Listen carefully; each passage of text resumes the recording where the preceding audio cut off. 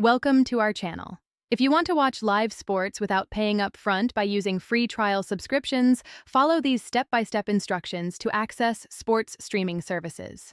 Step 1. Choose a live sports streaming service such as Fubo TV, ESPN+, DAZN, Paramount Plus with Showtime, or Peacock Premium, which offer free trial periods for new subscribers. Step 2. Visit the official website of your chosen sports streaming service, or download their mobile app from your device's app store to begin the registration process.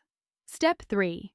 Look for promotional banners advertising free trials, which are especially common during major sporting events like playoffs, championships, or the beginning of new seasons.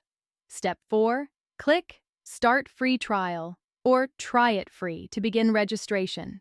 Review which sports leagues, teams, and events are included in your trial to ensure it covers what you want to watch.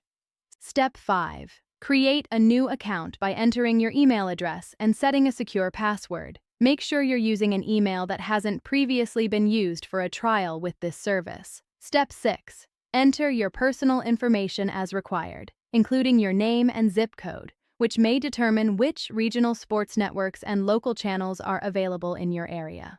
Step 7. Provide payment information by entering your credit card details.